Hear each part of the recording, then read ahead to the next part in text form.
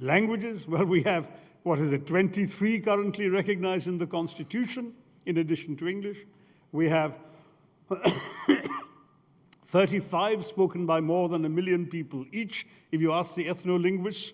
And I think we have about 22,000 dialects, some of which are spoken by more people than speak Norwegian or Danish. So where does language give us a national identity? And as for ethnicity, our ethnicities are also diverse. And strictly speaking, there are Indians who have ethnically more in common with so-called foreigners than they have with each other. So an Indian Punjabi or Bengali is ethnically more kin to a Pakistani or a Bangladeshi than he is to a Poonawala or a Bangalorean. So ultimately, none of these classic features gives us our nationhood, and surely not religion either, since we are home to every religion known to man, with the possible exception of Shintoism, and every kind of way of reaching out one's hands to God is prevalent in India. So what it is instead is indeed the nationalism of this idea. The idea, if I can sort of turn Peter Pan around on his head, of an ever land. A land that is emerging from this ancient civilization, that is united in a common geography, what remains to us after 47, and that is above all sustained by pluralist democracy. Ours is what I've called in my book, The Battle of Belonging, a civic nationalism. That is a nationalism anchored not in timeless verities that come to you from birth of your identity, your religious identity, your caste, and so on. It's a nationalism anchored in a constitution and in institutions. That is where the idea of India is sustained. And that's a very, very interesting idea, because when you think about the institutions that sustain our democracy, you find that we are able, through our democracy, to overcome these differences of caste, of creed, of color, of culture, of consonant, of conviction, of custom and costume, and still rally around a consensus. And that consensus is around the simple democratic idea that in a large, diverse democracy like ours, you don't really need to agree all the time, so long as you agree on the ground rules of how you will disagree. It seems to me that the reason we were able to preserve our consensus through all these 7.5 decades was that simple idea of India. And with that, therefore, it's a democracy that is sustained by autonomous institutions. It's a democracy that holds up pluralism as its ideal, that sees in our diversity not a sign of weakness, but a sign of our strength and accommodativeness, a democracy based on inclusion.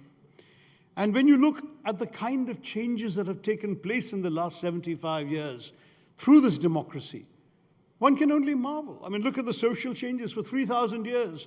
Could anyone in Aryavrat have imagined a Dalit woman ruling over the Indo-Gangetic plain? And yet we've seen Mayawati be 3 times elected as Chief Minister of Uttar Pradesh. In economics, we came to power with the economics of nationalism, where we felt that since the East India Company had come to trade but stayed on to rule, we had to be suspicious of every foreigner with a briefcase. And we cut India off from the global capitalist system, the global economy, and tried to grow through protectionism, giving us what the minister reminded us was called the Hindu rate of growth. But then we changed, and that transformation, starting in 1991, with Manmohan Singh's famous line that no power on earth can stop an idea whose time has come. Well, the time came for that change, and that change brought us to the kind of revolutionary economic changes we've witnessed for the last generation, the last 30 years. And then, apart from that social and economic change, we have had the political change of a country founded on secularism, inclusion, and diversity, finding itself suddenly ruled by a party that professes Hindutva and has the avowed aim of converting India into a Hindu Rashtra. So given all of that, in any other country, these kind of dramatic transformations might have resulted in a revolution. But the reason we've done these transformations without revolution and have been evolving towards interesting manifestations of all of these, all contested, all debated, but all happening through the ballot box, is because of the democratic consensus I described to you. And that's why it is so absolutely vital for us. When we speak about the question that Mrs. Irani answered through economic points, which I don't think any of us would disagree with any of the economic points she raised. It still avoids the central question of the toxin of hatred for minorities in general and one minority in particular that has been injected into our national discourse. The government may not have officially done it, but it's condoned all those who, in the name of the ruling forces of our country, have othered a significant portion of our population. And that exclusion is actually, in many ways, profoundly anti-Hindu. The minister quoted Swami Vivekananda. Well, I've been a Vivekananda bhakt since my college days. And having read everything he said, all his addresses and speeches, I can tell you that his idea of Hinduism was very different from that of the advocates of Hindutva. Because he said that he was proud to speak of a religion that gave the world not just tolerance but acceptance.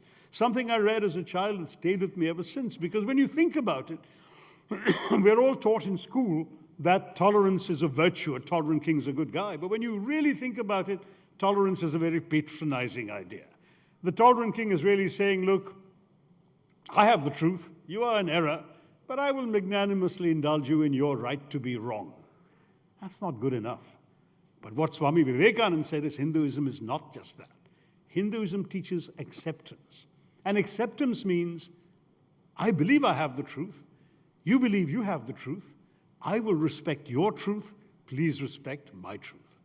And to my mind, that was the single most profound way of actually incorporating and embracing the kind of acceptance of difference that makes it possible for Indians and for Hindus in general, at least in the past, to live peacefully and with mutual respect with people of other faiths and religions.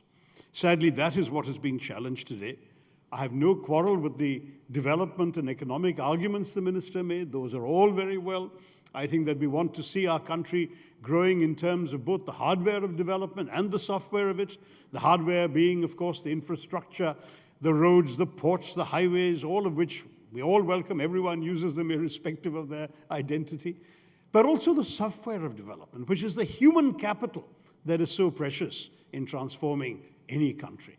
And that software of development includes, of course, the right for every human being in our country to be able to have 2 or 3 square meals a day, to have a roof over their head against the sun and the rain, to be able to get a decent job that enables them to support their families with self-respect, to have a healthcare clinic within at least a 5-kilometer walk of their places of residence, and to be able to educate their children and dream of a better life for their children than they themselves have. Let's face it, whatever our government says, there are still a couple of 100 million Indians at the very least, maybe more, who cannot take any of those things for granted. And that's why that challenge still remains of fulfilling that idea of India. An Indian idea in which I hope we will be able to deliver all of those things. An India in which we will not tear each other apart over unfortunate regurgitations of badly understood history, to beat today's people over the heads with the sins of their supposed forebears 5 or 6 centuries ago. An India in which we will, in fact, not have a government telling us what to eat, who to sleep with, who to love, what to think, what to say, but a system in which all Indians, going back to that precious constitution our founders gave us, that all Indians will be able to think, live, breathe, worship, eat, thrive freely, unafraid of the prowess of the products of the outside world, unafraid of the religious biases of their neighbors, but willing to take the world as it comes, to accept the differences they see around them, to embrace them as part of the glorious tapestry that makes up the idea of India. That is an India that will truly shine, and it will shine for all. Thank you very much, and Jai Hind.